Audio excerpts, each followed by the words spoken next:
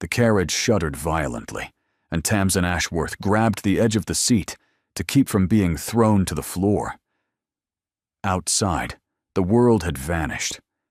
White upon white, a blizzard so dense it swallowed everything.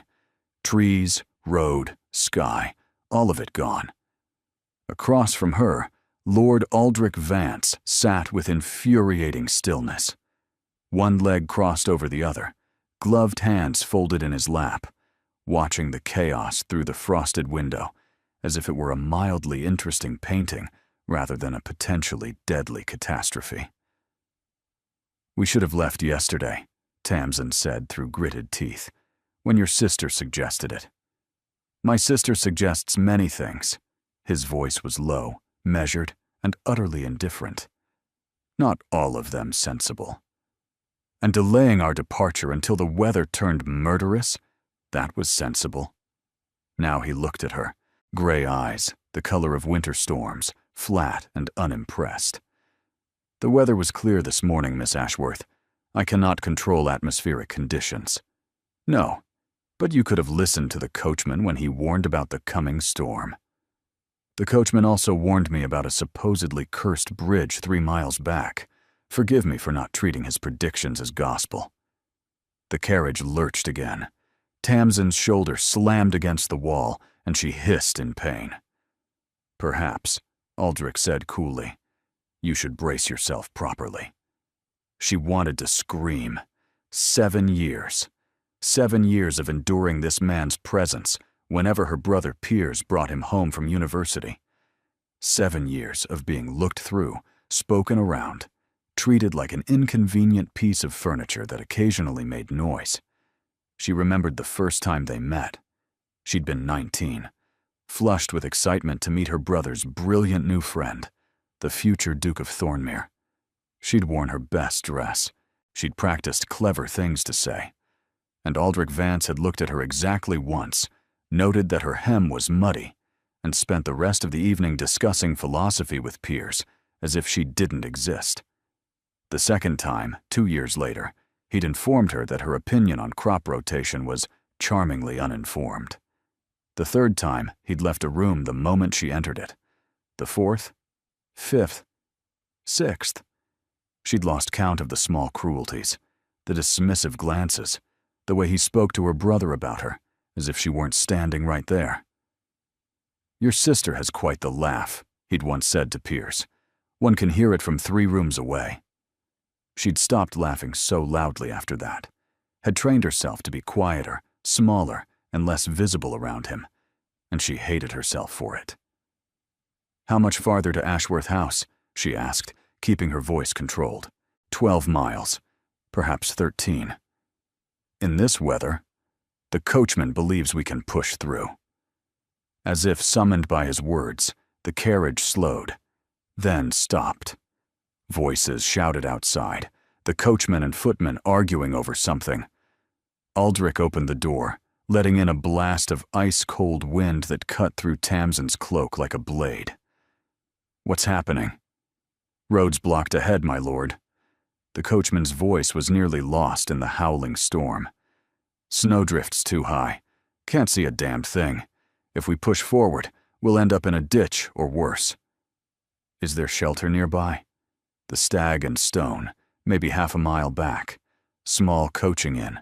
Saw smoke from the chimneys as we passed." Aldrich's jaw worked, muscles tensing visibly. Tamsin could see the calculation behind his eyes, the weighing of options, none of them good. "Turn around," he said finally. "We'll wait out the storm there." The door slammed shut. The carriage began the slow, treacherous process of turning on the narrow road. Silence stretched between them, broken only by the screaming wind. "One night," Tamsin said. "Perhaps 2. Then we continue. If the storm breaks." He wasn't looking at her. "These blizzards can last days. Days. I've seen them trap travelers for a week. A week. A week trapped at an inn with a man who could barely tolerate her presence for an evening." "Wonderful," she muttered. "The feeling is mutual, Miss Ashworth." She turned to the window, blinking hard against the sting in her eyes. She would not cry. Not in front of him. Not over something as stupid as his casual cruelty. But somewhere deep in her chest, something ached. Because she remembered when she'd wanted him to like her. When she'd watched him across dinner tables, admiring his sharp intellect, his rare half-smiles, the way he listened when peers spoke about important things. She'd been such a fool. The stag and stone emerged from the blizzard like a ghost. Dark stone walls, snow-covered roof, windows glowing amber with firelight. It was small, old, and utterly overwhelmed. Even from outside, Tamsin could see the chaos through the windows. Travelers packed the common room, all of them clearly stranded by the same storm. Horses crowded the stable yard. A harried stable boy ran past, shouting something about no more space. Aldrich descended from the carriage first, then turned to help her down. His hand was steady, impersonal, and she hated that she needed it. The ground was treacherous, ice beneath fresh snow, and her boots weren't made for this weather. His fingers gripped hers just a moment longer than necessary. Then he released her and stepped away, already moving toward the inn's entrance. Inside was worse than she'd feared. The air was thick with wet wool, wood smoke, and the smell of stew. Every seat was taken. Travelers stood shoulder to shoulder, complaining about the storm, demanding rooms, arguing over space near the fire. The innkeeper, a red-faced man with sweat on his brow, stood behind a battered counter, shaking his head at someone. "No more rooms," he was saying. "Full up. You can try the stable, but the horses have taken most of the space." Aldrich moved to the counter with the easy authority of a man who'd never been told no. "I need accommodations for myself and my companion." "Didn't you hear me?" The innkeeper barely glanced at him. "Full up. Storm's caught everyone." "Surely there's something. A private parlor, servants' quarters, anything." The innkeeper laughed bitterly. "I've got 3 families sharing the private parlor. My own wife's given up our bedroom to a countess and her maid. There's nothing." Tamsin's stomach dropped. Nowhere to stay. They couldn't sleep in the common room, not without destroying her reputation entirely. The carriage would freeze them to death within hours. "Check again," Aldrich said, his voice dropping to something dangerous. "I'll pay triple the usual rate." The innkeeper paused. Greed flickered in his eyes. "Well," he said slowly, "there might be one room, attic space, small, single bed, usually used for storage. We'll take it." "We?" The word escaped Tamsin before she could stop it. Aldrich's hand clamped around her elbow, pulling her close enough that only she could hear. "Unless you'd prefer to sleep in the stable with the horses, Miss Ashworth, I suggest you remain silent." "One room?" she hissed. "One bed? Have you lost your mind?" "I've lost my patience." His grip tightened. "The alternative is scandal of a different kind. The kind where everyone in this inn sees us unable to secure proper lodging. At least a private room provides the illusion of propriety. The illusion? We'd be sharing. We'd be surviving." His eyes were hard. "One night. Perhaps 2. We'll manage." The innkeeper was watching them with increasing interest. His gaze moved between them, calculating. Aldrich seemed to notice at the same moment she did. His expression shifted, became something smoother, more deliberate. "Forgive my wife," he said, and Tamsin nearly choked. "She's anxious about the storm. We're recently married, and this wasn't the journey we'd planned." "Wife." He'd called her his wife. The innkeeper's face cleared immediately. "Ah, newlyweds. Why didn't you say so? The attic room's small but private. Cozy for a young couple, if you take my meaning." He winked. Tamsin wanted to die. "I'll have a fire lit and supper sent up," the innkeeper continued, warming to them now. 20 shillings for the night, and I'll throw in breakfast if the storm breaks." Aldrich paid without hesitation. Coins exchanged hands. A key appeared. Up the stairs, 3rd floor, door at the end of the hall. Mind the ceiling. It's low. Thank you. Aldrich's hand found the small of Tamsin's back, guiding her toward the stairs, with the easy intimacy of a man touching his wife. She waited until they were out of earshot, climbing the narrow staircase before she exploded. Your wife. Would you have preferred I told them the truth? His voice was low, dangerous. That I'm traveling alone with my best friend's unmarried sister. That would protect your reputation beautifully. And what happens when someone recognizes you? When someone realizes you're the Duke of Thornmere's heir, engaged to Lady Cosima Blackwell? Something shifted in his gaze, too fast to read. No one will recognize me. These are common travelers, merchants and farmers, not members of the ton. And Lady Cosima, he paused. Lady Cosima is none of your concern. She'll be very concerned when she learns her betrothed spent a blizzard pretending to be married to another woman. She won't learn, his expression hardened. Because this never happened. As far as anyone outside this inn knows, we arrived separately, secured separate accommodations, and continued on our way once the storm passed. And Piers? What do we tell my brother? The same. He'll believe what we tell him. They'd reached the 3rd floor. A narrow hallway stretched ahead, lit by a single sputtering candle. The ceiling was low. Aldrich had to duck, and the door at the end looked like it belonged to a closet. One night, he said, unlocking it. 2 at most. We maintain the fiction, weather the storm, and never speak of this again. He pushed the door open. The room was tiny, barely larger than a carriage compartment. A single bed dominated the space, narrow, sagging, clearly designed for one small person. There was a washstand, crammed into one corner, a wooden chair that looked ready to collapse, and a fireplace so small it might have been decorative. And one bed. One narrow, inadequate bed. You're sleeping on the floor, Tamsin said immediately. The floor is bare wood over an ice-cold attic. I'll freeze. Then you'll freeze. Better than sharing that. She pointed at the bed. Aldrich closed the door behind them with a quiet click. The sound felt final. Trapping. We're both adults, Miss Ashworth. We can share a bed without incident. We most certainly cannot. Then I'll take the chair. The chair will collapse the moment you sit on it. Then I'll stand. All night. If necessary.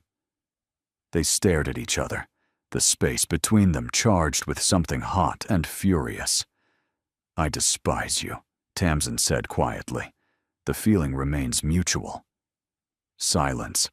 The wind screamed outside, rattling the single small window like something trying to get in.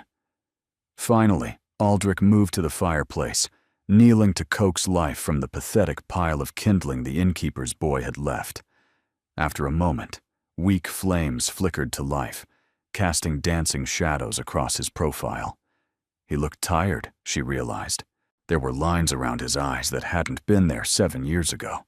His shoulders held tension like a drawn bow. Why do you hate me so much? The question escaped before she could stop herself. His hand stilled on the fire poker. I don't hate you.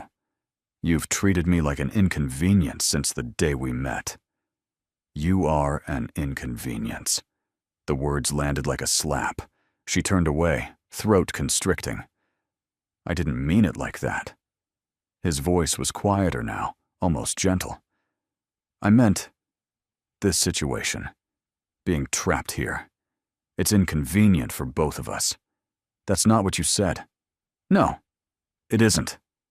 She heard him rise, heard his footsteps cross the small room, felt him stop just behind her. Get some sleep, Miss Ashworth. I'll take the chair, or what remains of it. We'll figure out the rest tomorrow. She didn't turn around, couldn't turn around, because if she did, he might see the tears she was barely holding back. Fine, she managed. Fine. The chair creaked alarmingly as he settled into it. She climbed onto the bed, still fully dressed, pulling the thin blanket around herself. The fire crackled weakly. The wind howled. And somewhere in the darkness, Aldrich Vance sat watching over her like a guard, or perhaps a prisoner. Neither of them slept. Morning came gray and brutal. The storm hadn't broken. If anything, it had worsened. Through the frost-covered window, Tamsin could see nothing but white, a wall of snow and wind that obliterated the world. Aldrich was already awake when she opened her eyes. He stood by the window in his shirt sleeves, coat discarded over the half-collapsed chair, watching the blizzard with an expression she couldn't read. "How long?" she asked, voice rough with exhaustion. "The innkeeper says another 2 days at minimum, perhaps 3. 3 days. 3 days trapped in this room with a man who radiated hostility like heat from a furnace." She sat up, painfully aware of her wrinkled dress, her disheveled hair, the complete lack of privacy for even basic necessities. "I need to wash," she said. "And change. My trunk is still in the carriage. I had the footman retrieve it this morning while you slept." He nodded toward the corner, where her small traveling trunk now sat. "There's water in the pitcher. It's cold, but it's clean. And you? Will you give me privacy?" Something moved behind his gaze. Irritation, perhaps, or something else. "I'll step into the hall. Knock when you're decent." He was gone before she could respond, the door closing firmly behind him. Tamsin washed quickly, shivering in the frigid air. She changed into a fresh dress, simpler than yesterday's, but at least unwrinkled, and pinned up her hair as best she could without a mirror. By the time she opened the door to admit him, she felt marginally more human. Aldrich entered without a word, moving to the washstand to splash water on his own face. He'd retrieved his own bag at some point. She saw a clean shirt draped over the trunk, a razor kit beside the pitcher. "We should establish some rules," he said, back to her as he dried his face. "If we're to share this space without killing each other." Rules, boundaries, schedules, an understanding of how we'll manage. Fine. She crossed her arms. Rule 1. You don't speak to me unless absolutely necessary. Accepted. He turned to face her, expression cool. Rule 2. We maintain the fiction of marriage when others are present. No arguing, no contradicting, no suspicious behavior. And when we're alone? When we're alone, we can despise each other as much as we like. It should have been reassuring. Instead, it stung. Rule 3, she continued. The bed is mine. You find somewhere else to sleep. The floor will give me frostbite, and the chair has already lost a leg. I woke up on the ground at 4 in the morning. Not my problem. It will be your problem when I'm too frozen to function, and you're left explaining to your brother why his best friend died of hypothermia while you slept comfortably. She hated that he had a point. Fine, she gritted out. We'll take turns. One night the bed, one night the floor. I'll go first. How generous of you. Would you prefer I let you freeze? I'd prefer many things that aren't possible at the moment.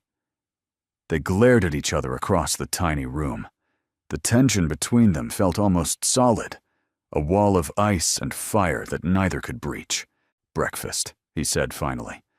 The innkeeper's wife is serving in the common room. We should eat while we can. Together? We're married, remember?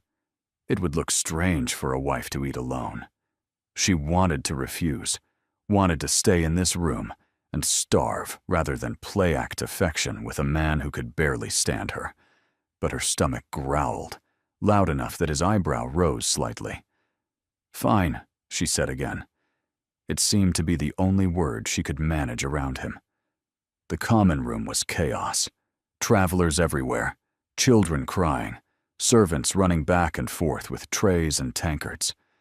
The only available seats were at a long communal table, already crowded with strangers. Aldrich guided her through the crowd, his hand resting lightly on her lower back in a gesture that should have felt possessive, but instead felt protective. She hated that she noticed the difference. They found 2 seats together, squeezed between a large merchant discussing wool prices and an elderly woman knitting something gray and shapeless. The innkeeper's wife, a harried woman with kind eyes, brought them porridge and weak tea. "Terrible storm," the merchant said cheerfully, apparently addressing anyone who'd listen. "Haven't seen one like it in 20 years. My father always said blizzards this bad only come when someone's angered the old gods." "I doubt the gods are responsible for weather patterns," Aldrich said coolly. "You'd be surprised, sir. My grandmother once told me about a blizzard that buried an entire village because the lord there refused to shelter a beggar woman. Froze solid. Every one of them. Charming story. True story. Point is, you never know what forces are at work. Could be fate, destiny, and some higher power pushing us all exactly where we need to be." Tamsin stirred her porridge, not meeting anyone's eyes. "Where we need to be," as if fate had intended for her to be trapped in an attic room with the one man in England she couldn't stand. "And you two?" The merchant turned his attention to them. "Traveling somewhere important when the storm caught you?" "Home," Aldrich said smoothly. "My wife and I were visiting family. Her brother, in fact." "Newlyweds?" The merchant beamed. "I can always tell. You have that look about you." "What look is that?" "The one where you can't quite decide if you want to kiss each other or strangle each other." He laughed. "All newlyweds have it. The passion's still fresh, you see. Hasn't settled into comfortable boredom yet." Tamsin's cheeks burned. She focused very hard on her porridge. "How long have you been married?" the elderly woman asked, looking up from her knitting with sharp, curious eyes. 3 weeks, Tamsin said, at the exact moment Aldrich said, 2 months. Silence. The merchant's eyebrows rose. The elderly woman's needles stilled. "What my wife means," Aldrich said without missing a beat, "is that it feels like 3 weeks. Time moves strangely when you're happy."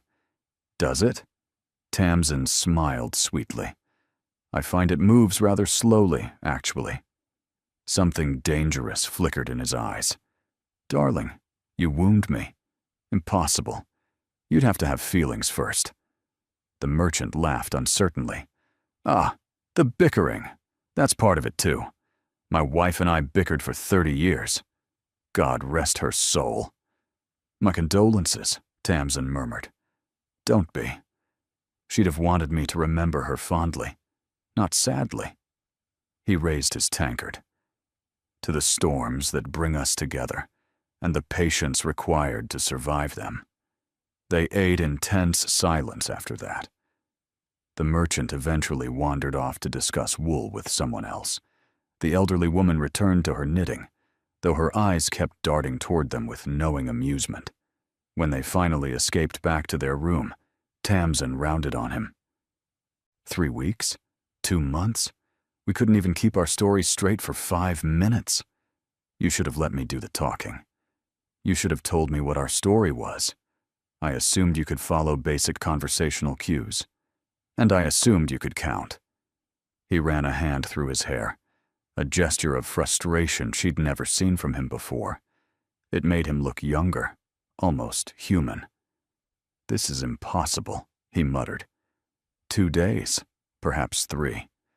How are we supposed to maintain this fiction when we can't stand to be in the same room? Maybe you should have thought of that before announcing we were married. Maybe you should have secured your own lodging. There was no other lodging. Then stop complaining about the solution I found. They were both breathing hard, standing too close in the tiny room, voices raised loud enough that anyone in the hall could probably hear.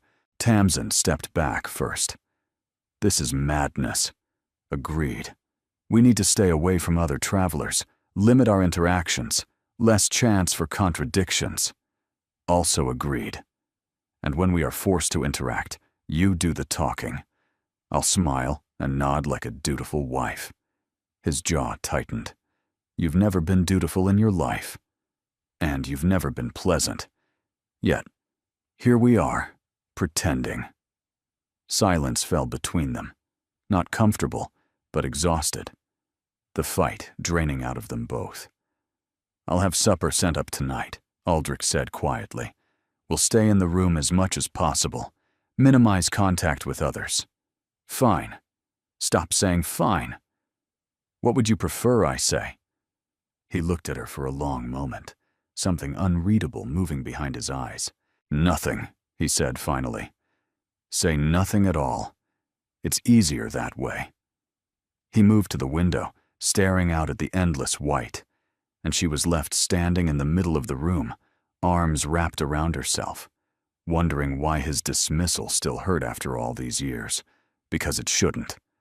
She should be used to it by now, should have armored herself against his coldness.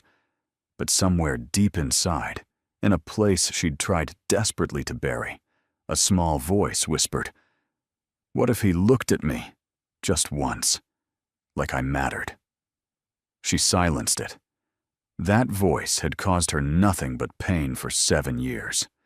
She wouldn't listen to it now. By afternoon, the walls of their tiny room felt like they were closing in. Tamsin had read the same page of her borrowed book 17 times without absorbing a single word.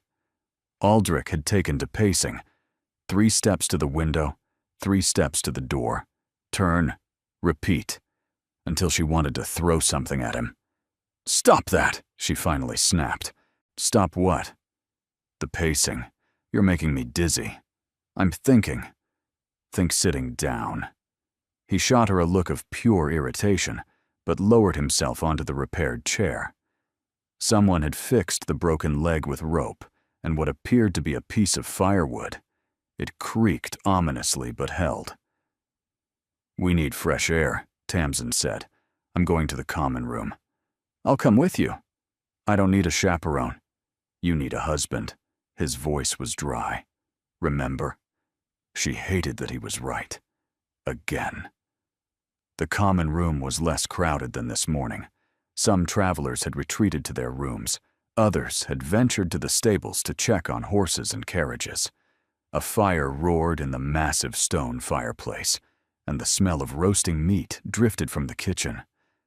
Tamsin found a seat near the fire, grateful for the warmth. Aldrich settled beside her, close enough that their shoulders almost touched. Playing the part. "Mrs. Sterling?" The innkeeper's wife appeared with 2 cups of mulled wine. "Thought you and your husband might want something to warm you. On the house, for newlyweds." Sterling. Aldrich had given a false name when he'd registered them. Smart, she supposed. Less chance of recognition. "Thank you," Tamsin said, accepting the cup. The wine was cheap but warm, and she drank gratefully. "Dreadful storm," the innkeeper's wife continued, hovering. "Haven't seen one this bad since the winter my mother died. Trapped us for a full week, that one did. By the end, we were burning furniture just to stay warm." "Let's hope it doesn't come to that," Aldrich said. "Oh, you'll be fine. Young love keeps you warm, doesn't it?" She winked and bustled away. Young love. If only she knew. "Miss Ashworth." Tamsin's head snapped up. A man stood before her, tall, fair-haired, with the kind of handsome face that belonged in a portrait. He was smiling at her with familiar warmth.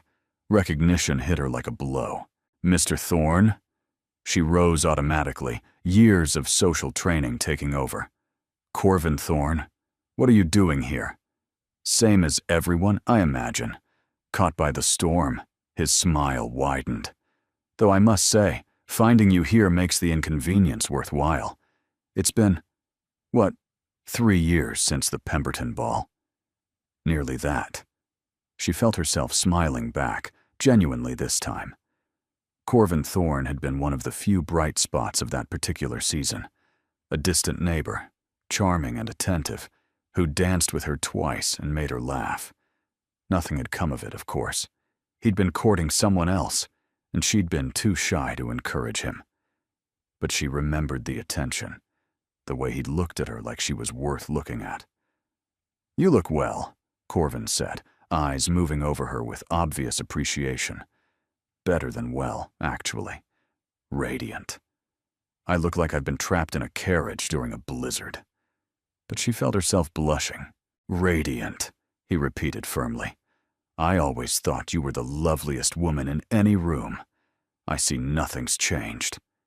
Beside her, Aldrich had gone very still. "Mr. Sterling." Corvin's gaze moved to him, assessing. "I don't believe we've met." "We haven't." Aldrich's voice was cool, flat. "I'm Miss Ashworth's husband." The word hit the air like a stone into water. Corvin's expression flickered. Surprise? Then something else. Calculation, perhaps. Or disappointment. "Husband?" He looked between them. "I hadn't heard you were engaged, let alone married." "It was recent," Tamsin said quickly. "Very recent. We haven't made any announcements yet." "How sudden?" Corvin's smile returned, but it was different now, sharper. "And Sterling. Forgive me, but I don't recognize the name. What family are you from?" "A merchant family." Aldrich's hand came to rest on Tamsin's lower back, fingers splaying with deliberate possessiveness. "Textiles and shipping." "A merchant?" Corvin's eyebrows rose. "How unconventional.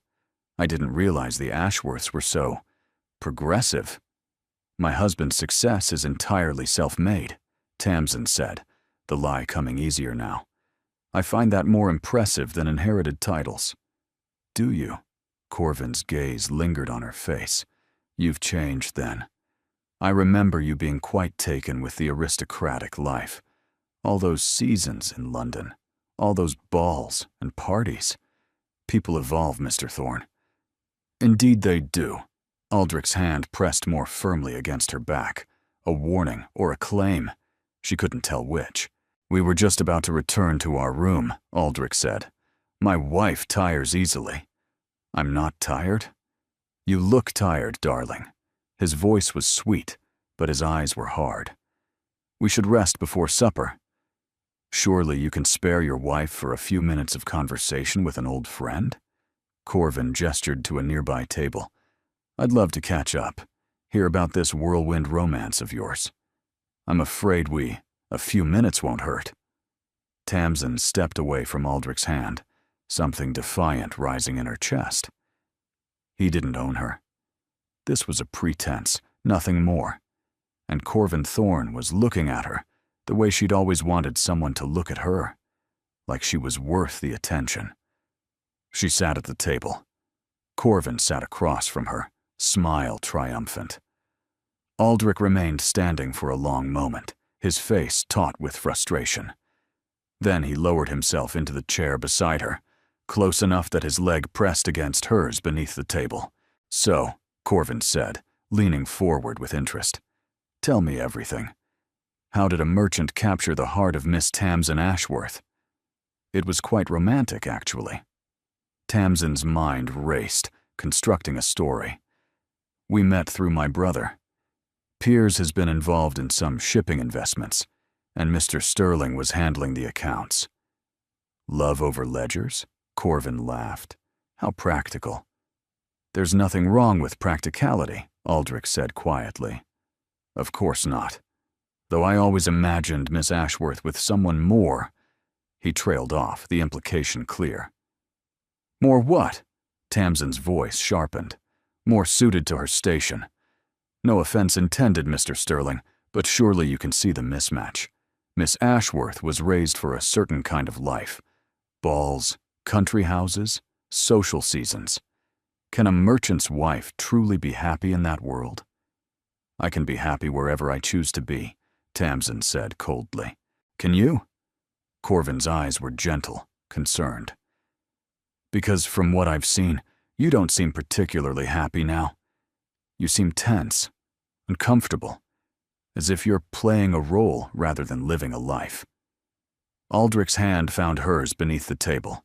His grip was firm, almost painful. "My wife's happiness is my concern," he said quietly. "Not yours." "I meant no disrespect." Corvin held up his hands. "I simply care about Miss Ashworth's well-being. We've known each other for years. I'd hate to see her trapped in an unsuitable situation. I'm not trapped." But even as Tamsin said it, she felt the irony. She was trapped.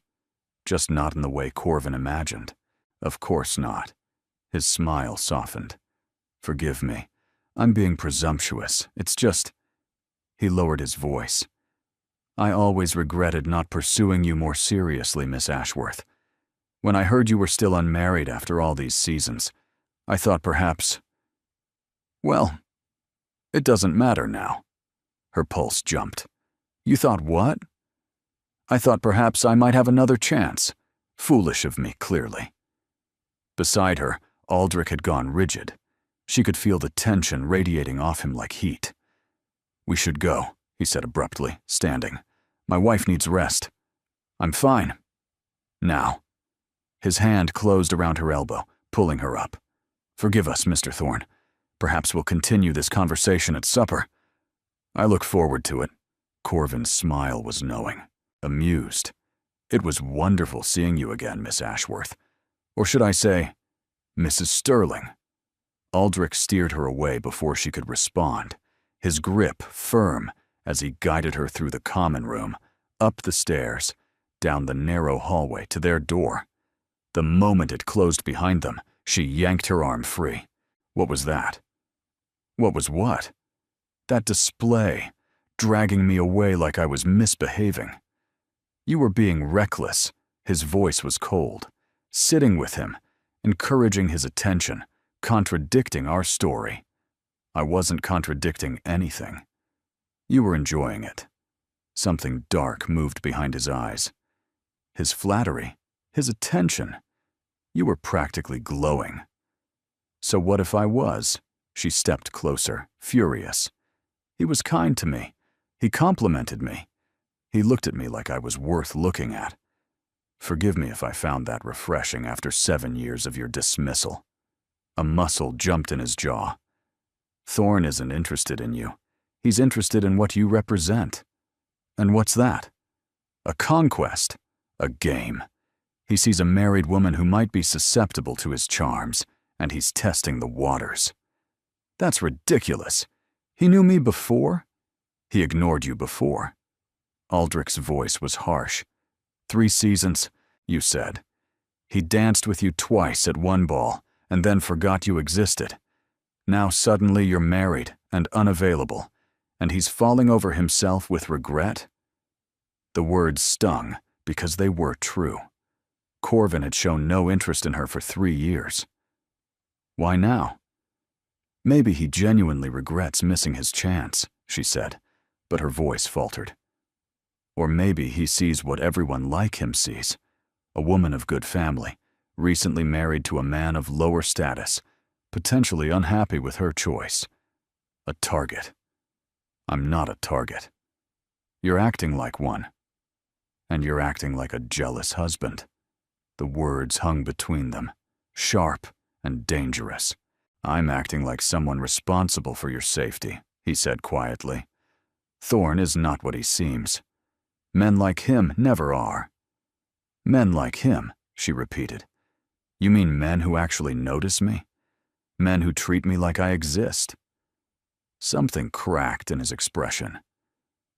"Is that what you think? That I don't notice you? I think you've spent 7 years making it abundantly clear that I'm an irritation you'd rather avoid." "That's not." He stopped, his gaze unreadable. "You don't understand. Then explain it to me." He stared at her for a long moment. Then he turned away, moving to the window, presenting her with his rigid back. "Stay away from Thorne," he said finally. "That's all I ask. You don't have the right to ask me anything. I have the right to protect you. I don't need your protection. Everyone needs protection from men like him." She wanted to scream, wanted to throw something. Instead, She sank onto the bed, suddenly exhausted. "I don't understand you," she said quietly. "You dismiss me for years, treat me like furniture, and make it clear I'm nothing but an inconvenience. And then, the moment another man shows interest, you act like what? Like you care." The silence stretched. The fire crackled weakly. Outside, the wind continued its relentless assault. "Get some rest," Aldrich said finally, not turning around. "I'll have supper sent up. We won't go to the common room tonight." "Aldrich, please." His voice was rough. "Just rest." She didn't argue. Couldn't argue. The fight had drained out of her, leaving nothing but confusion and an ache she couldn't name. She lay back on the narrow bed, staring at the ceiling, and wondered why his concern felt more like a wound than a comfort. Supper arrived on a wooden tray, cold meat, bread, cheese, and ale that tasted like it had been watered down. They ate in silence, seated on opposite sides of the tiny room, avoiding each other's eyes. When they finished, Aldrich took the tray outside the door for collection. He was gone longer than necessary, speaking with someone in the hall, perhaps, or simply avoiding her. Tamsin used the time to change into her nightgown, covered by her heaviest shawl. By the time he returned, she was seated by the weak fire, brushing out her hair. He stopped in the doorway, eyes moving over her, before he looked quickly away. "The storm should ease tomorrow afternoon," he said, closing the door. "According to the innkeeper." "Good. We can leave the following morning if the roads are clear." "Good." He moved to the window, his usual post. She continued brushing her hair, the rhythm soothing. Silence stretched between them, not comfortable, but not combative either. Something had shifted. The anger had burned out, leaving something rawer beneath. "About Thorne," she said finally. "I don't want to discuss him." "I'm not going to encourage him. You were right. His sudden interest is suspicious." Aldrich turned to look at her. "You believe me?" "I believe men don't change that dramatically without reason." She set down the brush. "And I know what I'm worth, or what I'm not worth. 3 years of being invisible to someone doesn't transform into passionate regret overnight." "You're wrong about that." "About what?" "About what you're worth." His voice was quiet, intense. "You were never invisible, Tamsin. Not to anyone with eyes." She stared at him, thrown. He'd used her first name. He never used her first name. "That's not what your behavior suggested," she said carefully. "My behavior was—" He stopped, teeth gritting. "Complicated. That's a convenient excuse." "It's the truth." He crossed the room, moving closer than he'd been since their fight. "Do you want to know why I avoided you? Why I treated you like you didn't exist?" Her heart stuttered. "Yes." He was close enough now that she could see the flecks of silver in his gray eyes, the faint lines of exhaustion around his mouth. "Because noticing you was dangerous," he said quietly. "Because every time I looked at you, I saw something I couldn't have. And it was easier to pretend you weren't there than to acknowledge what I felt." The words landed like stones dropped into still water, sending ripples in every direction. "What you felt," she repeated slowly. "Feel." His correction was barely audible. "What I feel." She couldn't breathe, couldn't think. 7 years of dismissal, of coldness, of feeling like nothing, and now this? "You're engaged to Lady Cosima," she said. "Yes." "You're going to marry her." "That's the arrangement." "Then why are you telling me this?" He laughed, a bitter, broken sound. "Because apparently being trapped in a room with you has destroyed what remained of my self-control. Because I've spent 7 years pretending, and I'm tired.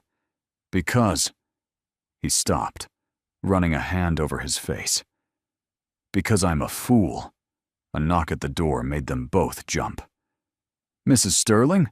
A muffled voice called from the hallway. "There's a gentleman asking for you downstairs." "A Mr. Thorne?" Tamsin's stomach dropped. She glanced at Aldrich, whose expression had hardened into something cold and furious. "Tell him she's indisposed," Aldrich called back. "He says it's urgent, sir. Says he has information about her family. Her brother, specifically." Piers. Fear shot through her. "What kind of information?" "Didn't say, ma'am. Just that he needs to speak with you privately." Aldrich's hand caught her arm as she moved toward the door. "Don't." "He mentioned Piers. What if something's wrong?" "If something were wrong with your brother, you'd hear it from official channels, not from a traveling stranger who happened to encounter you at an inn." "But it's a manipulation, Tamsin. He's trying to get you alone."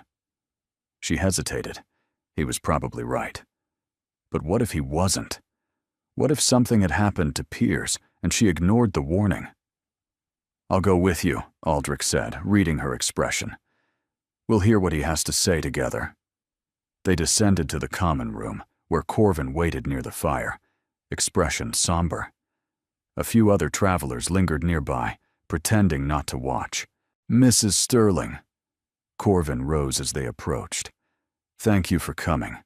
I apologize for the intrusion." "You mentioned my brother," Tamsin said. "What about him? Perhaps we could speak somewhere more private?" "Anything you have to say can be said in front of my husband." Corvin's eyes narrowed, annoyance quickly masked. "Very well. I received correspondence this afternoon. A courier managed to get through before the worst of the storm. Among the letters was news from London. Your brother Piers has apparently been involved in a business dispute. Something about fraudulent investments. That's absurd.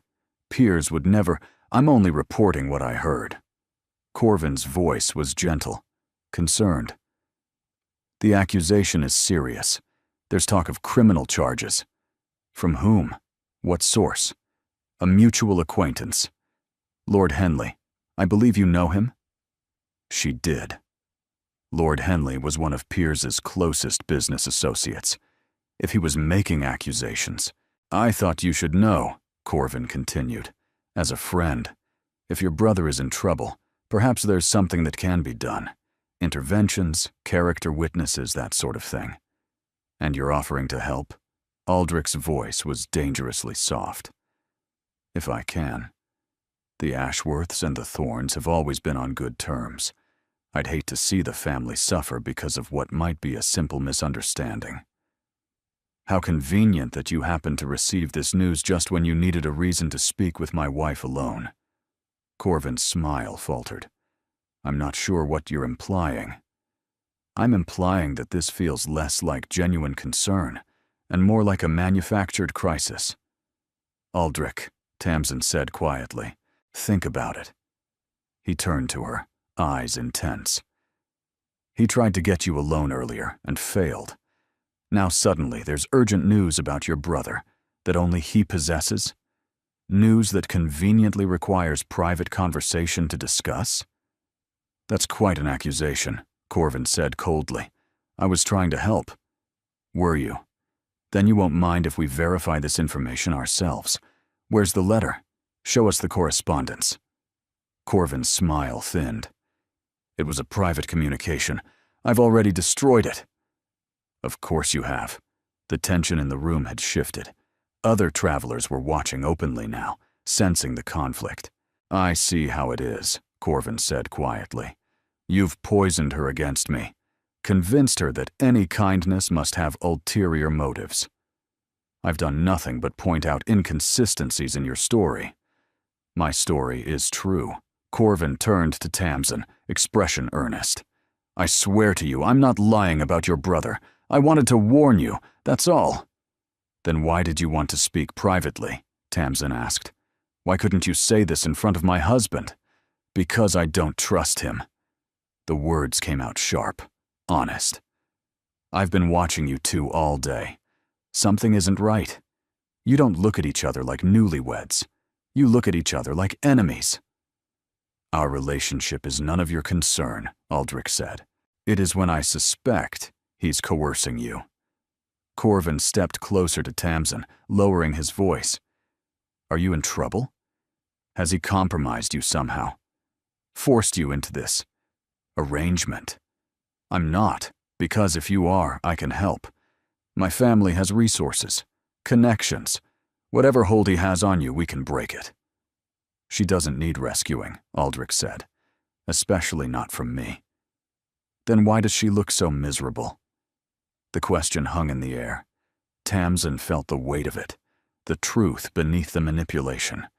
Because she was miserable. Not because Aldrich had coerced her. The situation was accidental, not intentional. But because everything was wrong. The lies, the tension, and the impossible feelings she was developing for a man who was engaged to someone else. "I'm fine," she said quietly. "The storm has been stressful, that's all. If you're sure." Corvin's eyes searched her face. "But know that I'm here if you need me, whatever you need." "She needs you to leave her alone," Aldrich said. "That's her decision, not yours. Please." Tamsin held up a hand, suddenly exhausted. "Both of you. I'm not a prize to be fought over. I'm a person. And right now, this person wants to go back to her room and sleep." She turned and walked away before either of them could respond. She heard Aldrich's footsteps following, heard Corvin call something after them, but she didn't stop until she was back in their room with the door closed firmly behind them. "He's lying about your brother," Aldrich said. "You know that." "Probably." She sank onto the bed. "But what if he's not? What if something really has happened to Pierce? Then we'll find out when we leave. We'll send word, verify the information. But I promise you, Thorne manufactured that story to create exactly this kind of anxiety. Why? What does he gain?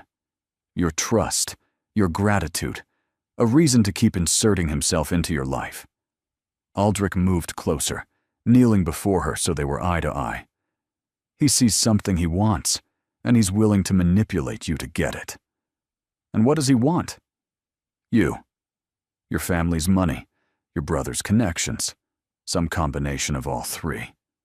She laughed bitterly. "Everyone wants something from me.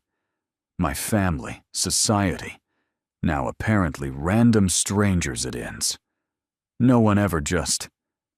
She stopped, throat tight. "Just what? Wants me. Just me. Not what I represent or what I can offer or what alliance my marriage might create. Just me." His gaze changed. Something raw surfaced behind his eyes. "That's not true," he said quietly. "Isn't it?" "No." His hand came up, hovering near her face but not quite touching. "Someone wants just you. Has wanted you for longer than he should admit. Has spent years trying to convince himself otherwise and failing utterly." She couldn't breathe. "You don't have to say that." Her voice trembled. "You don't have to make me feel better. I'm not. I'm telling you the truth. Finally, after years of cowardice, I'm telling you the truth." His hand finally made contact, cupping her cheek with devastating gentleness. "You're not invisible, Tamsin. You never were. I saw you from the beginning. I've seen nothing but you ever since." Tears burned behind her eyes. "Then why?" "Because I'm promised to someone else. Because my father arranged the match with the Blackwells before I ever met you. Because by the time I understood what I felt, it was already too late." "It's not too late." The words escaped before she could stop them. "You could break the engagement? You could..." "I can't," his voice cracked. "My father's entire political strategy depends on this alliance. The Blackwell connections, their influence in Parliament, and the trade agreements they're negotiating. All of it hinges on my marriage to Cosima. If I break the engagement, I destroy everything he's built. So you'll marry someone you don't love. I'll do my duty, the way I've always done." She pulled back from his touch, suddenly cold. "Then why tell me any of this? Why torture us both with something that can never happen? Because you deserved to know. His eyes were agonized. Because you've spent years thinking you weren't worth noticing, and I couldn't let you believe that lie anymore. Not after watching Thorn try to convince you otherwise for his own purposes. So this is… what? A kindness? A consolation prize? It's the truth. Take it however you will. She stared at him, heartbreaking. You're cruel, she whispered. To tell me this now.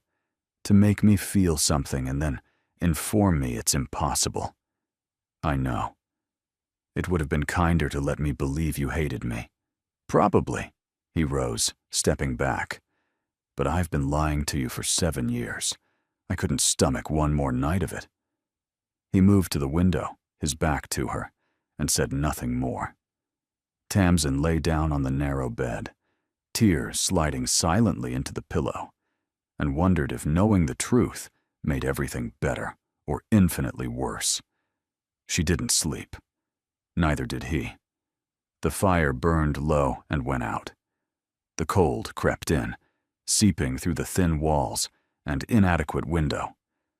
Tamsin pulled the blanket tighter around herself, shivering, watching Aldrich's silhouette against the frosted glass. You should take the bed, she said finally. You'll freeze by that window. I'm fine. You're shivering. I can see it from here. Then don't look, she laughed, a broken, exhausted sound. This is absurd. We're both going to catch our deaths because we're too proud to share a bed like rational adults. There's nothing rational about this situation. Agreed. But hypothermia seems an excessive price to pay for propriety. He turned to look at her, his face shadowed. What are you suggesting? I'm suggesting that we're both fully clothed. There's one bed, and the room is freezing. We can share the bed without anything happening. Can we? The question hung between them, loaded with everything they'd just confessed. We have to, she said quietly, because the alternative is frostbite. And whatever else you are, Aldrich Vance, you're still my brother's best friend. I'd prefer not to explain to Piers why you lost fingers to cold while we were trapped together. A long pause. Then, slowly, he moved away from the window. She shifted to one side of the narrow bed. Not that there was much side to shift to, and he lowered himself onto the other edge. They lay there rigidly, inches apart, staring at the ceiling. This is the most awkward moment of my life, Tamsin said. Mine as well. Good. At least we're suffering together. Silence. The wind howled. The cold pressed in from all sides. Tell me something, she said, because the silence was unbearable. Something I don't know about you. What do you want to know? Anything. Something real. Something you haven't told anyone else. He was quiet for so long she thought he wouldn't answer. Then, I hate being the heir. She turned her head to look at him. His profile was sharp against the darkness, jaw clenched. I've never said that out loud before, he continued quietly. Not even to Piers, especially not to my father. But I hate it. The expectations, the obligations, the way every decision I make affects hundreds of people, the way I'm not allowed to want things for myself. What do you want? It doesn't matter. Tell me anyway. Another long pause. His voice, when it came, was barely audible. I want to travel. See places no one in my family has ever seen. I want to wake up in the morning without a list of duties and obligations hanging over my head. I want to read books without someone asking if they're appropriate for a future Duke. I want… He stopped. What? I want to love someone without calculating the political implications. Her heart clenched. Aldrich, I know it's impossible. I know I sound like a child complaining about a privileged life. But you asked what I wanted, and that's the truth. I want to be free. Just once. Just for a moment. You're free right now. He turned his head to look at her. In the darkness, his eyes were silver. Am I? No one knows who you are. No one here expects anything from you. For this one night, you're not the Duke of Thornmere's heir. You're just you. A man trapped in a tiny room with a woman he can't have. A man who's finally being honest. That's a kind of freedom. He stared at her for a long moment. Then, slowly, his hand found hers beneath the blanket. His fingers were cold, trembling slightly. I shouldn't touch you, he said. No. I should keep my distance. Yes. Tell me to stop. I can't. His grip tightened, not pulling her closer, just holding on, as if she were an anchor in a storm. When we leave here, he said quietly, everything goes back to the way it was. I'll marry Cosima. You'll return to your life. We'll pretend this never happened. I know. I'll see you at your brother's house, at balls and dinners, and I'll have to act like you're nothing to me. I know. It's going to destroy me. Tears slipped down her cheeks. It's going to destroy me too.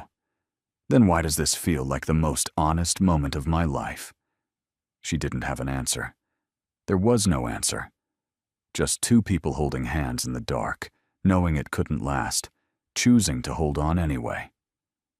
Tell me about you, he said. Something I don't know. She thought about it. So many secrets she'd kept. So many truths she'd hidden. I almost ran away once, she said. 3 years ago, after the Pemberton ball. I was going to take my savings and disappear. Find work somewhere as a governess or companion. Start a new life where no one knew me. What stopped you? Piers. He found me packing. He didn't ask questions, didn't lecture me. He just sat on my bed and said, if you need to go, I'll help you. But I'll miss you every day. And I realized. She swallowed hard. I realized that running away wouldn't make me happy. It would just make me alone. You were that unhappy? I was that invisible. Season after season of being overlooked, passed over, treated like I was somehow insufficient. Do you know what that does to a person? How it makes you feel like you're slowly disappearing? His hand squeezed hers. I'm sorry. For what? For being part of that. For making you feel unseen when the truth was the opposite. The truth being that you saw me too clearly. The truth being that I saw you and wanted you and couldn't have you. So I convinced myself it was easier to pretend you didn't exist. That's a terrible coping strategy. I'm aware. She laughed despite herself. It felt strange. Laughing in the dark with him, their hands intertwined, the world outside frozen and impossible. What happens now? She asked. I don't know. His thumb traced circles on her palm. We should sleep. Tomorrow will be difficult. Because of Corvin? Because of everything. Maintaining the fiction, avoiding his questions, getting through another day without... He stopped. Without what? Without doing something we'll both regret. She turned onto her side, facing him. In the darkness, she could barely make out his features, but she could feel the heat of him, the tension in his body. Would you regret it? She whispered. Really? No. The word was immediate. Certain. That's the problem. I wouldn't regret a single moment. And that would make the afterwards unbearable. The afterwards. When I have to let you go. When I have to watch you marry someone else. Build a life with someone else. While I'm trapped in a marriage I never wanted. Then don't. Her voice wavered. Don't marry her. Fight for what you want. It's not that simple. It is. It's exactly that simple. You're just too afraid to do it. He went still beside her. You think I'm a coward. I think you've been trained to put duty before everything, including your own happiness, and I think that training is going to ruin your life. Duty isn't a weakness. It is when it becomes a prison. Silence stretched between them, thick with everything they weren't saying. "I can't fight my father," he said finally. "Not about this. The Blackwell Alliance is too important. People are depending on it. Tenants, servants, entire communities that rely on the agreements being negotiated. If I walk away from Cosima, I'm not just disappointing my father. I'm failing hundreds of people who trust my family to protect them. So you'll sacrifice yourself. If I have to. And what about me?" The words escaped before she could stop them. "What about what I want? What do you want? You." It was barely a whisper. "I want you. I've wanted you for years, even when I thought I hated you. Especially when I thought I hated you." His breath caught. In the darkness, she felt him shift closer, felt the warmth of his body against hers. "Tamsin, don't say it's impossible. Don't remind me of all the reasons we can't. Just—" She reached up, touching his face. "Just be here. With me. For tonight." His hand covered hers, pressing her palm to his cheek. "I'm here," he whispered. "I'm not going anywhere." They lay there in the darkness, foreheads nearly touching, breathing the same air. Everything in her screamed to close the distance, to kiss him, to take what she could before the morning stole it away. But she didn't. And neither did he. Because some lines, once crossed, couldn't be uncrossed. And they both knew that what waited on the other side wasn't freedom. It was devastation. So they held hands in the dark, and they didn't sleep, and they let the night stretch between them like a promise they couldn't keep. When dawn finally crept through the window, they were still lying there, still holding on, still refusing to let go. Tamsin woke to warmth, not the weak warmth of the dying fire or the thin blanket wrapped around her.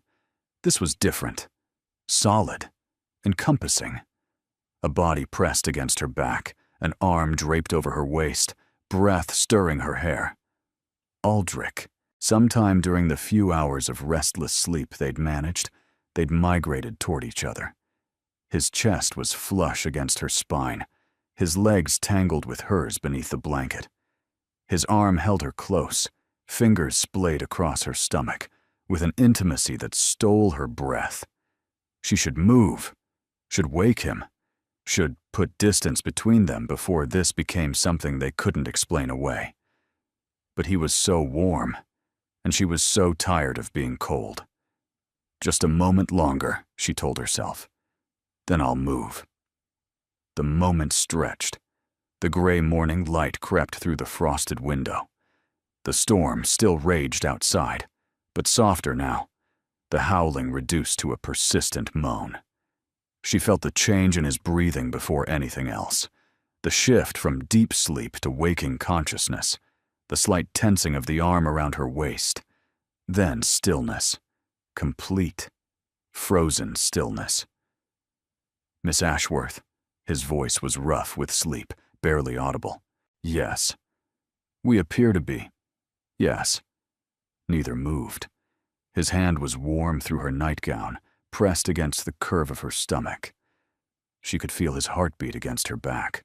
Too fast, too hard. The chair collapsed again, he said quietly. "Sometime in the night. I must have... It's fine. It's not fine. This is entirely improper.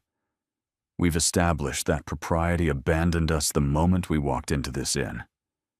A pause. His arm tightened fractionally around her waist, so slight she might have imagined it. "I should move," he said. "Yes." "Back to the floor, or what remains of the chair." "Yes." Neither of them moved. Tamsin closed her eyes, breathing him in. He smelled like wood smoke and wool, and something underneath that was simply him, a scent she'd never noticed before, but would never forget now. "This is dangerous," he whispered. "I know. If I don't move now, I might not be able to." "Then move." But his arm stayed where it was. His body remained pressed against hers. and she felt the exact moment he stopped fighting. The slight exhale, the softening of tension in his muscles. Tamsin. Her name on his lips felt different in the morning light, more real, more terrifying. "Don't," she whispered. "Don't say anything you'll have to take back later." "What if I don't want to take it back?" She turned in his arms, facing him. The movement brought them closer, noses nearly touching, and breath mingling in the cold air between them. His eyes were the color of winter storms, pale gray with flecks of silver. This close, she could see the fine lines at their corners, the shadows of exhaustion beneath them. His hair was disheveled, falling across his forehead in a way she'd never seen. He looked vulnerable, human, nothing like the cold, dismissive man she'd hated for 7 years. "We can't," she said quietly. "You know we can't." "I know." But his hand came up, brushing a strand of hair from her face. His touch was gentle, reverent, as if she were something precious and breakable. "I know we can't. I know it's wrong. I know every reason why this is a terrible idea." "Then why aren't you moving away?" "Because for the first time in my life, I don't want to do the right thing." His thumb traced her cheekbone, the curve of her jaw. "I want to do the selfish thing, the reckless thing. I want to pretend, just for a moment, that the world outside this room doesn't exist." Her pulse raced so hard she was certain he could hear it. "Aldrich, tell me to stop." His voice was desperate. "Tell me to get up and walk away and never speak of this again, because I don't have the strength to do it myself." She opened her mouth to say the words, to be the sensible one, to protect them both from the devastation that would follow if they crossed this line. But what came out was, "I can't." A sound escaped him, half groan, half laugh, entirely broken. "We're doomed," he whispered. "Probably. This will destroy us." "I know." He leaned closer, forehead pressing against hers. They breathed together, the same air, the same impossible moment. A knock at the door shattered everything. "Mr. and Mrs. Sterling?" The innkeeper's wife's voice called through the wood. "Breakfast in the common room, storms easing, might clear by evening." They sprang apart as if burned. Aldrich was off the bed and across the room in an instant, running a hand through his hair, straightening his rumpled clothes. Tamsin sat up, pulling the blanket around herself, her heart hammering for entirely different reasons now.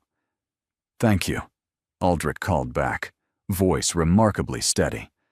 "We'll be down shortly." Footsteps retreated down the hall. Silence fell between them, thick, charged, unbearable. "That was—" Tamsin started. "A warning." He wasn't looking at her. "A reminder of where we are, what we're pretending to be." "Aldrich, get dressed." His voice was clipped, controlled. The cold man from the carriage was back, walls rebuilt in an instant. "We'll go downstairs. Maintain the fiction. And then..." He finally looked at her, and something in his expression made her chest ache. "And then we forget this happened." He left the room before she could respond, closing the door firmly behind him. Tamsin sat alone in the morning light, her body still warm where he'd held her, and wondered if forgetting was even possible anymore. The day passed in excruciating slow motion.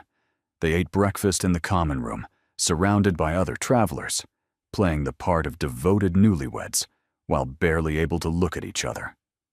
Corvin Thorne watched from across the room, his gaze calculating, but he kept his distance.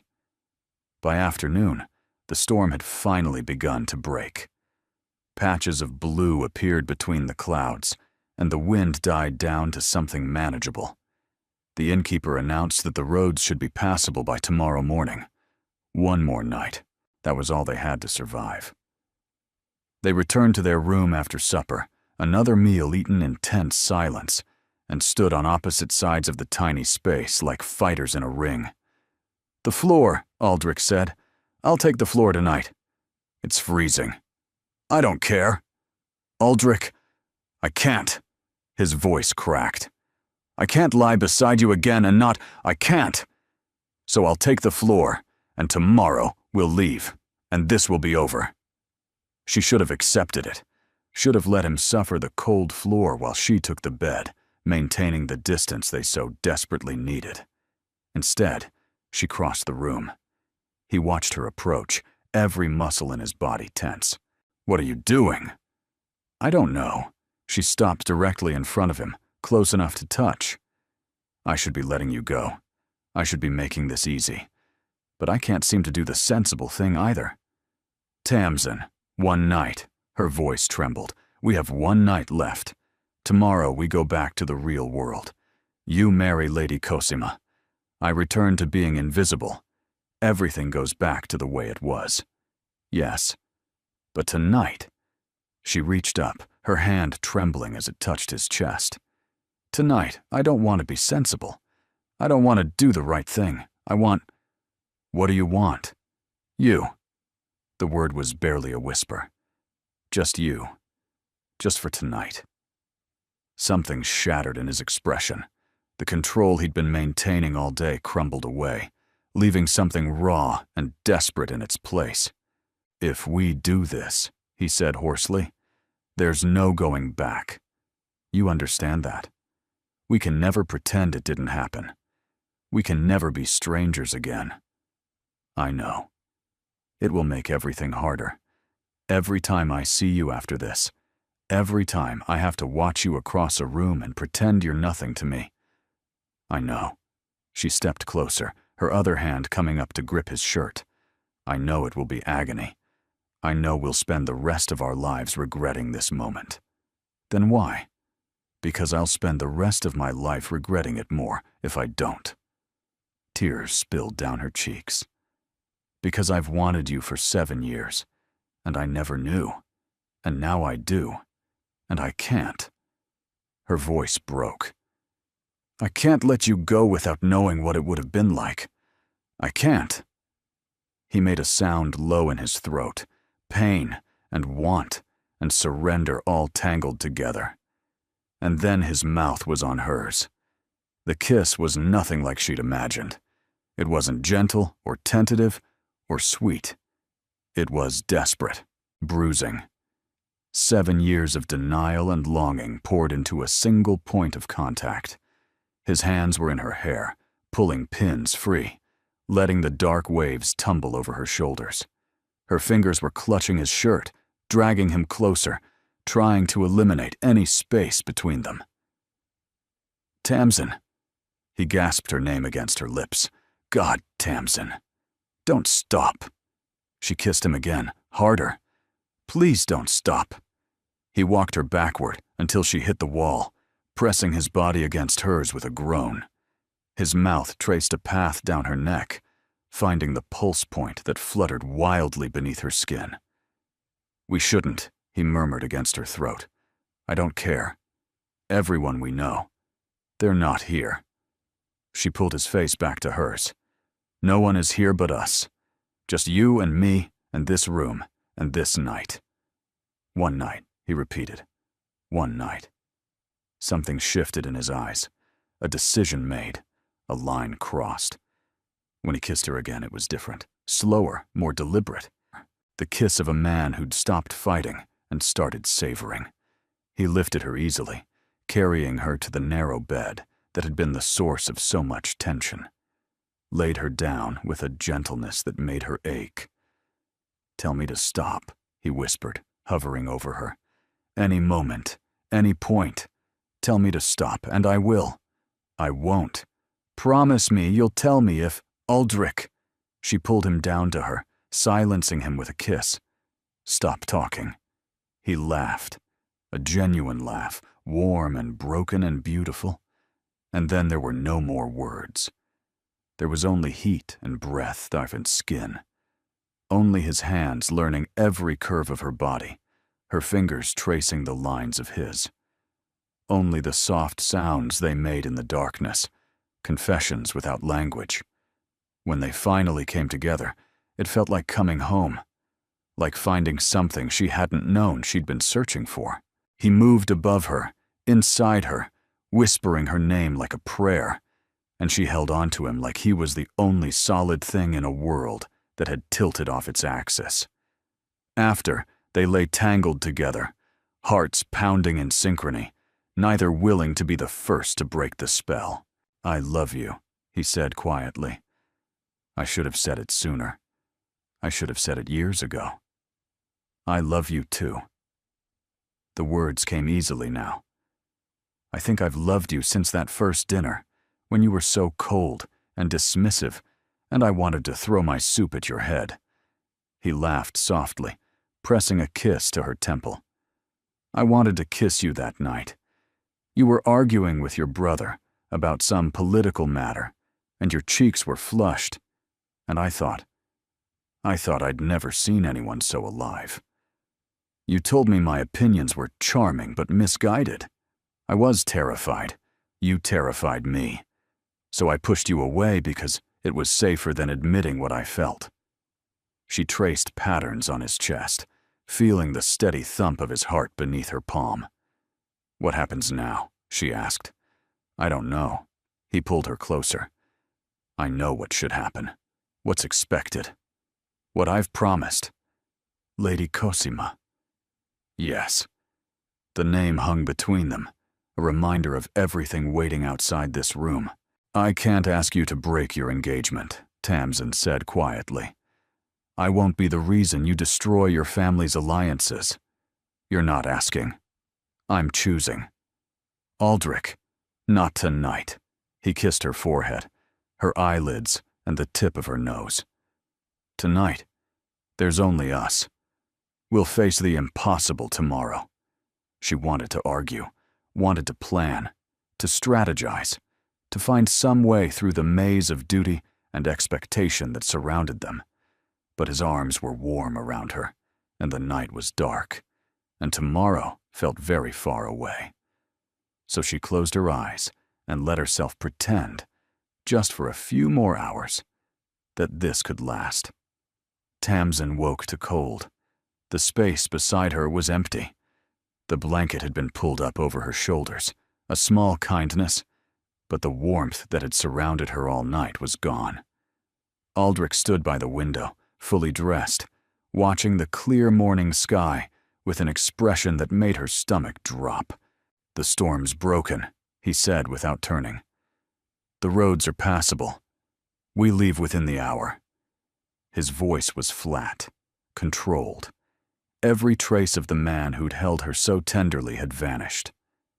"Aldrich, we should discuss what happens when we return." He still didn't look at her. "The story will tell. How we'll handle the situation." "The situation." She sat up, clutching the blanket to her chest. "Is that what last night was? A situation?" He flinched, but his expression didn't change. "Last night was a mistake." The word hit like a physical blow. "A mistake," she repeated slowly. "Yes." Finally, he turned. His eyes were empty, shuttered. The cold man from the carriage returned in full force. "We were emotional, vulnerable. We made a decision we shouldn't have made. But it doesn't have to destroy everything." "Destroy everything?" "Aldrich, you told me you loved me." "I know what I said." "Did you mean it?" His mouth pressed into a hard line. "It doesn't matter what I meant." "Of course it matters." "No."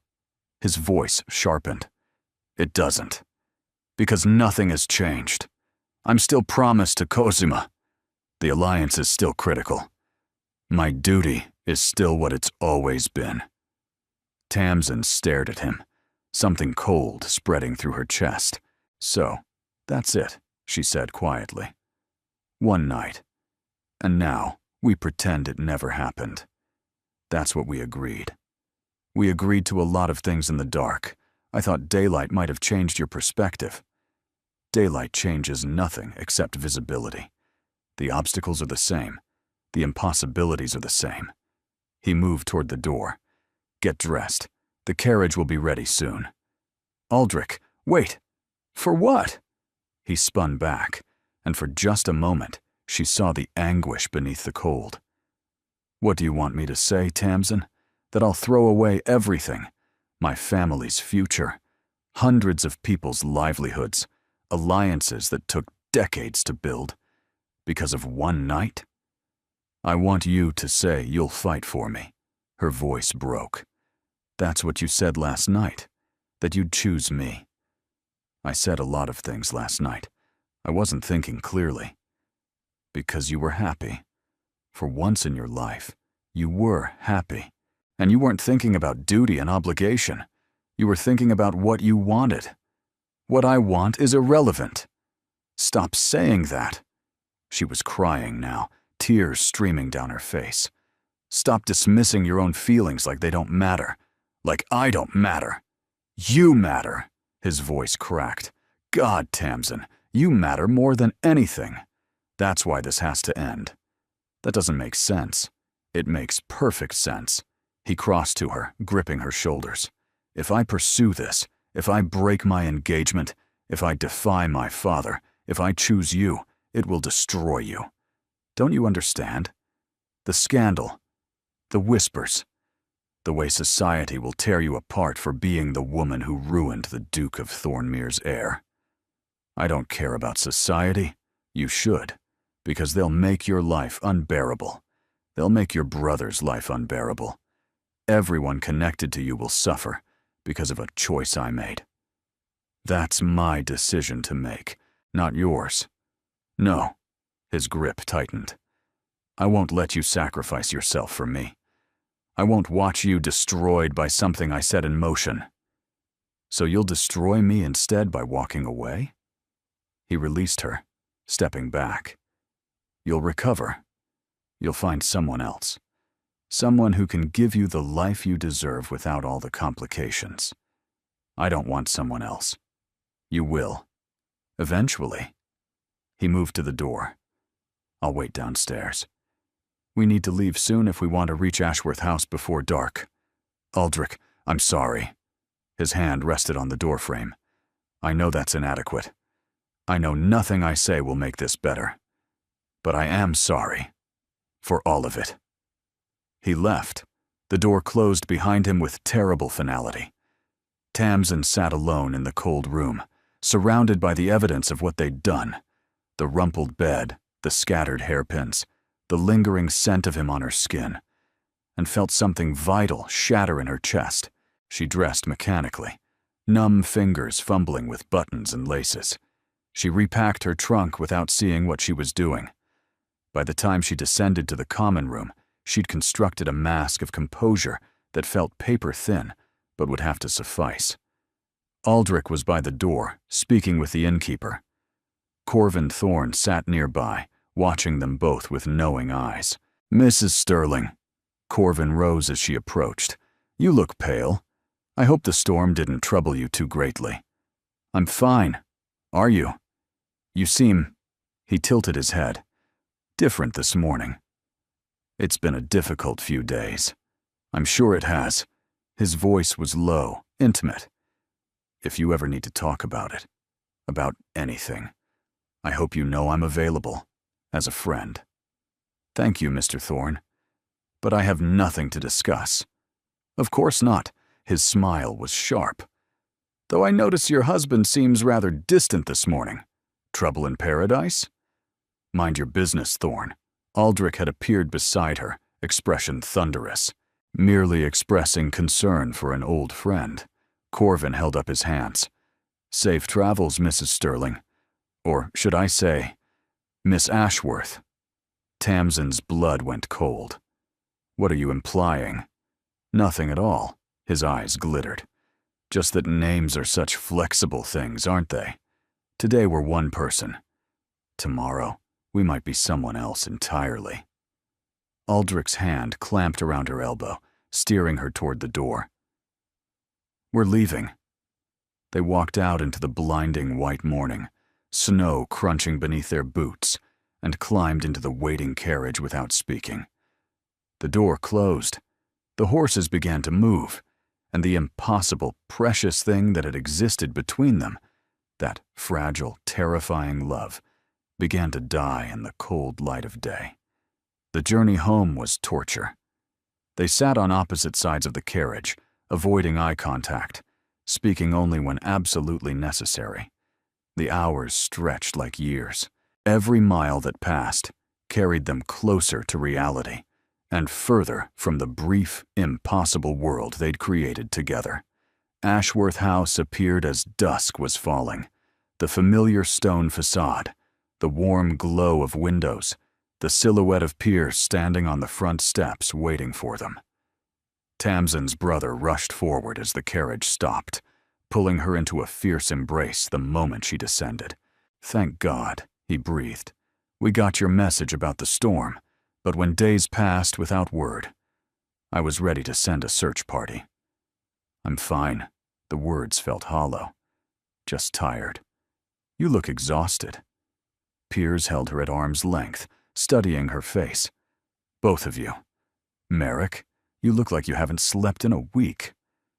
"The accommodations were less than ideal," Aldrich said quietly, "but we survived." Something in his tone made Piers' eyes narrow. "What happened out there?" "Nothing." Tamsin forced a smile. "The storm, the crowded inn, the stress of waiting, that's all." Piers didn't look convinced, but he let it go for the moment. "Come inside. Mother's been worried sick. There's hot food and warm fires and—" "I should go," Aldrich cut in. "My father will be expecting me. He'll have heard about the storm by now." "At least stay for supper," Piers protested. "You've been traveling all day." "I can't." His jaw was tight. "Give my regards to your parents. I'll call in a few days." He climbed back into the carriage without looking at Tamsin, without a word of farewell. The door closed, and then he was gone, disappearing down the drive in the fading light. Piers watched the carriage go with a troubled expression. "What happened between you two?" "Nothing." "Tamsin?" "I said nothing." She couldn't meet his eyes. "I'm tired, Piers. Can we please just go inside?" He let her retreat to her room, let her claim exhaustion and close the door. But his expression said clearly, "This conversation isn't over." 3 days passed.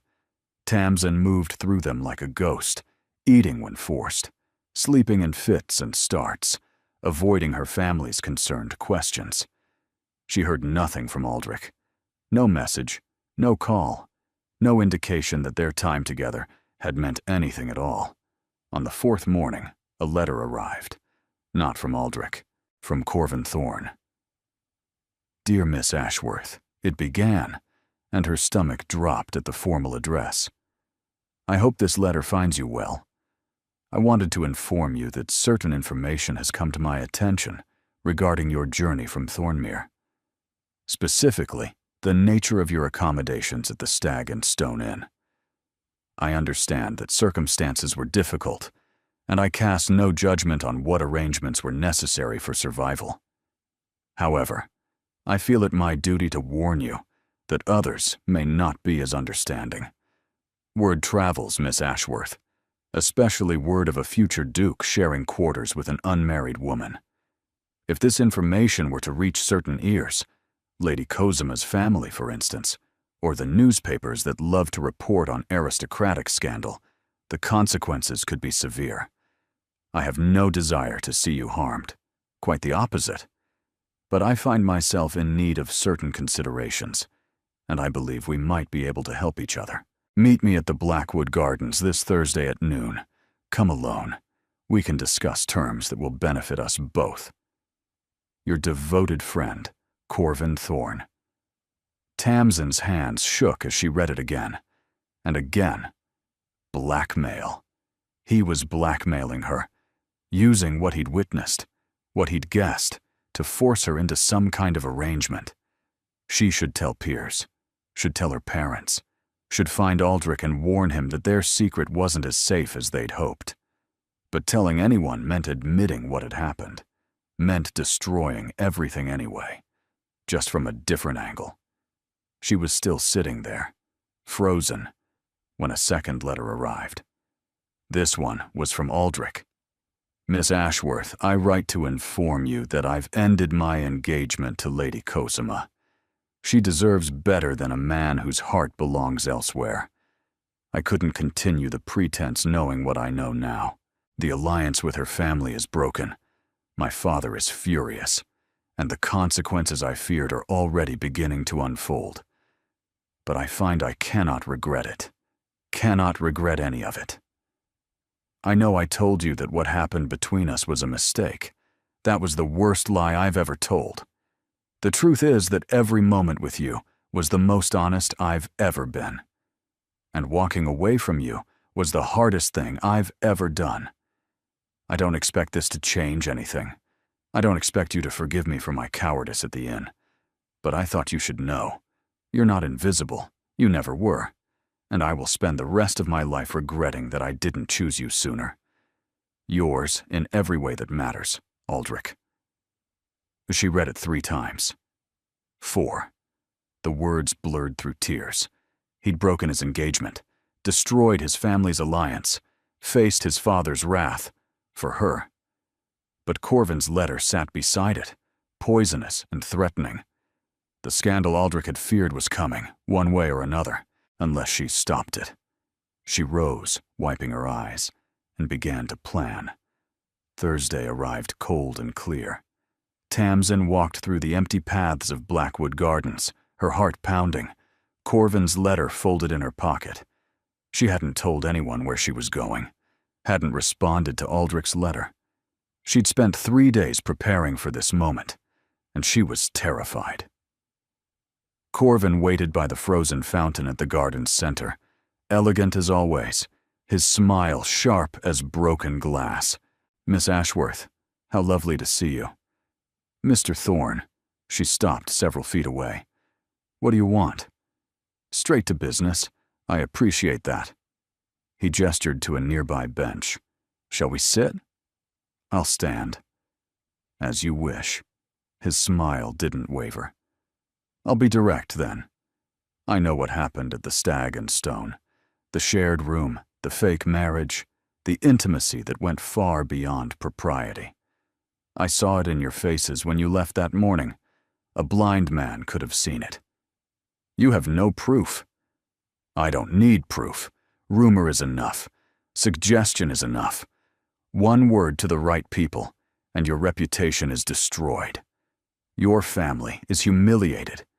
And Lord Merrick, well, his engagement to Lady Cosima is already broken, isn't it? This scandal would finish him entirely. What do you want? She repeated. You. The word was simple, devastating. I've wanted you for years, Miss Ashworth. Your beauty, your fire, your family's connections. But you never noticed me. Never gave me a chance. And now I find myself in a position to encourage your attention. You want to force me to marry you. Force is such an ugly word. I prefer persuade. Marry me, and I'll never speak of what I know. Your reputation stays intact. Your family stays protected.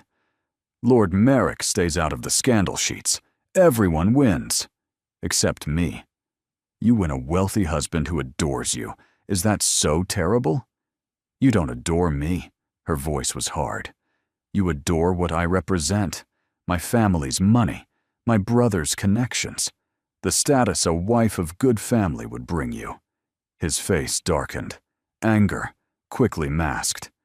You're more perceptive than I gave you credit for. I'm not going to marry you, Mr. Thorne. Then I'll destroy you. No. A new voice cut through the cold air. You won't. Tamsin spun. Aldrich strode toward them across the frozen garden, his expression thunderous. Behind him came Piers, her father, and, to her shock, the Duke of Thornmere himself, Aldrich's father. Lord Merrick. Corvin's smile faltered. What a surprise. Is it? Aldrich stopped beside Tamsin, close enough that their shoulders touched. You're not as clever as you think, Thorne. Your letter to Miss Ashworth wasn't the only one you sent. You made the mistake of trying to extort my father as well. Corvin's face went pale. Something about debts, wasn't it? The Duke of Thornmere's voice was ice. Threatening to expose my son's indiscretions unless I paid a significant sum to make the problem disappear? I don't know what you're— Save your lies. The Duke moved forward, imposing despite his years. I've spent 50 years navigating political intrigue. Did you really think some minor family's bankrupt son could manipulate me? Your Grace, here is what's going to happen, Aldrich cut in. You're going to leave. You're going to forget everything you think you know about Miss Ashworth and myself, and you're going to never, ever contact either of us again. And if I refuse, then I'll make certain every family in England knows about your gambling debts, your forged letters of credit, and the rather concerning incident involving Lord Pemberton's daughter last season. Aldrich's voice was lethal. You think you have power over us? You have nothing. You are nothing. And if you ever threaten Tamsin again, I will personally ensure you spend the rest of your miserable life regretting it. Corvin stood frozen, eyes darting between them, calculating his odds. Whatever he saw made him take a step back. This isn't over, he said weakly. It's very much over. Piers stepped forward, fists clenched. Leave now, Thorne. Before I do something we'll both regret. Corvin left. They watched him go, a diminishing figure against the white landscape, until he disappeared entirely. Then Aldrich turned to Tamsin. You came alone, he said. You didn't tell anyone. I thought I could handle it. By doing what? Sacrificing yourself to protect everyone else? You were going to sacrifice yourself for the same reasons. That's different. It's exactly the same. She faced him fully, chin lifted. You don't get to be the only martyr, Aldrich. You don't get to protect everyone while refusing to let anyone protect you. I wasn't trying to— You broke your engagement. The words tumbled out. You destroyed your family's alliance. You faced your father's wrath. Why? You know why. Tell me. Her voice trembled. Say it. I need to hear you say it. He stared at her for a long moment. Behind them, Piers and the two fathers watched in silence. Because I love you. The words came out raw, desperate. Because every moment I spent pretending I didn't was torture. Because when I left you at that inn, called you a mistake, tried to convince myself I could walk away, I knew I was lying. I've been lying for 7 years. Tamsin, I don't want to lie anymore. Tears streamed down her cheeks. You hurt me. I know. I'm sorry. I was trying to protect you. I don't need protection. I need you. She stepped closer. I need you to choose me. Not because circumstances forced your hand. Not because Corvin threatened us. Because you want to. Because I'm worth fighting for. You are worth fighting for. He caught her face between his hands. You're worth everything. You're worth destroying alliances and defying fathers and facing scandal. You're worth all of it. Then fight for me. I am. His forehead pressed against hers. I broke my engagement. I confronted my father. I came here ready to tear Thorne apart with my bare hands. What else do you need me to do? Ask me. He pulled back, confused. Ask you what? Ask me what you should have asked years ago, before Lady Cosima, before all of it. Understanding dawned in his eyes, slowly, deliberately. He lowered himself to one knee in the frozen garden, surrounded by witnesses, with no ring and no preparation, and nothing but the truth between them. Tamsin Ashworth, he said, voice steady despite the cold. I have loved you since the moment you argued with your brother about parliamentary reform, and I was too much of a coward to admit it. I have wasted 7 years pretending you didn't matter to me. I don't want to waste another moment." He took her hand, his grip warm and sure. "Will you marry me? Not for alliances, not for duty, for love, for the rest of our lives." She sank to her knees in front of him, ignoring the cold, ignoring the audience, seeing only him. "Yes," she whispered. 1,000 times, yes. He kissed her there in the frozen garden, in full view of her brother, and both their fathers, with scandal and society, and the entire world watching. And for the first time in 7 years, neither of them cared about anything but each other. The scandal, when it came, was everything they'd feared. Within a week, all of London knew that Lord Aldrich Vance had broken his engagement to Lady Cosima Blackwell to marry Miss Tamsin Ashworth, a woman of lesser standing with whom he'd been trapped during a blizzard under circumstances that set tongues wagging from Mayfair to Manchester. The whispers were vicious. Tamsin was called everything from opportunist to seductress. Aldrich was accused of abandoning his responsibilities for the sake of base passion. But they weathered it together. Aldrich stood beside her at every social function, his hand steady on her back, his expression daring anyone to speak a word against her. Piers defended his sister with fierce loyalty, and the Duke of Thornmere, who had initially been furious, eventually came to see the match for what it was. A love strong enough to risk everything. "She makes him happy," the Duke told his wife one evening, watching Aldrich laugh at something Tamsin had said. "Truly happy. I'm not sure I've ever seen that before." They married 6 weeks after the proposal, in a small ceremony, attended only by family and close friends. Lady Cosima, gracious to the end, sent a gift and her sincere wishes for their happiness. Corvin Thorne was conspicuously absent. Rumor had it he'd fled to the continent to escape his debts. The wedding night was spent at a modest inn on the road to Thornmere, not by accident, but by choice. "One room," Aldrich said to the innkeeper, his arm around Tamsin's waist. "One bed." The innkeeper smiled knowingly. Newlyweds? Very much so. Their room was small but warm, with a fire crackling in the hearth and snow beginning to fall outside the window. They stood together, watching the flakes drift past, wrapped in each other's arms. "Remember when this was a prison?" Tamsin murmured.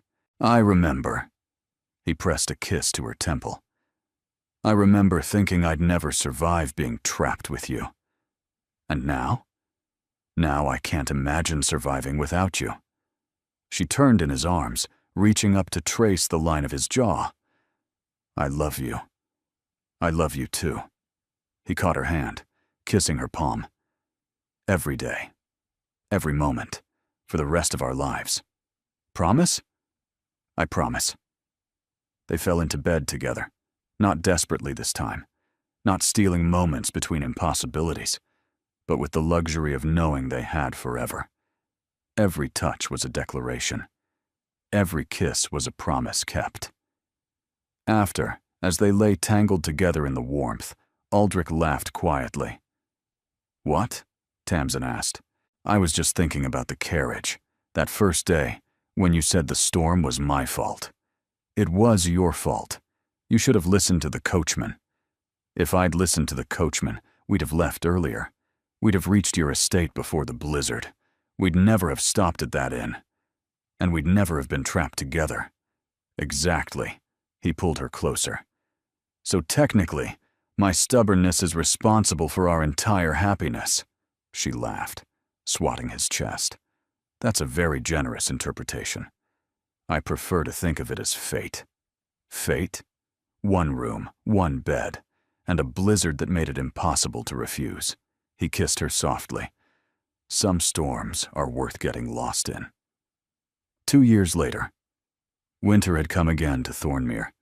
Tamsin stood by the window of the ducal estate, watching snow drift across the gardens.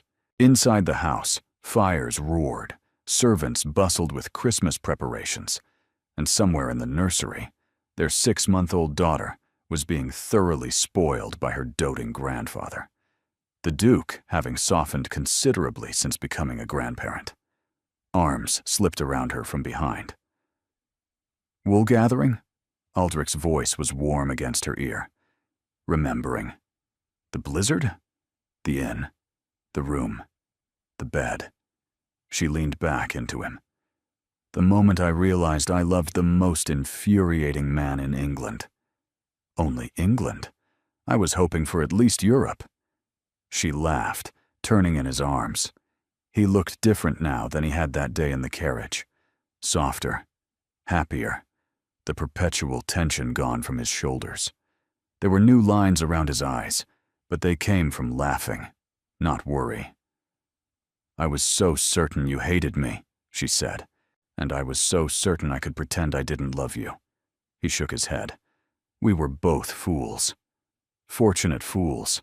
That storm saved us." The storm, the innkeeper with his one available room. He smiled.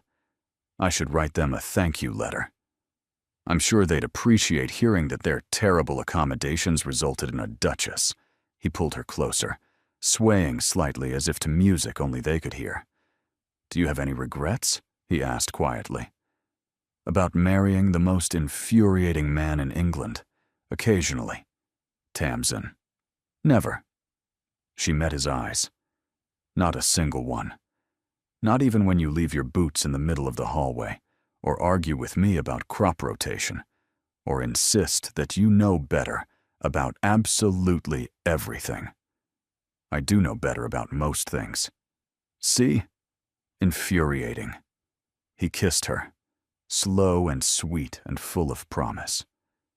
"One room," he murmured against her lips. "One bed." And the blizzard made it impossible to refuse. The best impossible situation of my life. Outside, the snow continued to fall, blanketing Thornmere in white. Inside, the fire crackled.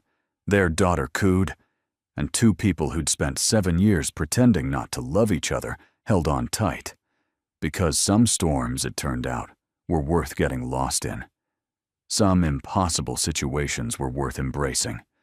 And some loves, the real ones, the difficult ones, the ones that required courage and sacrifice and choosing each other every single day, those loves were worth everything.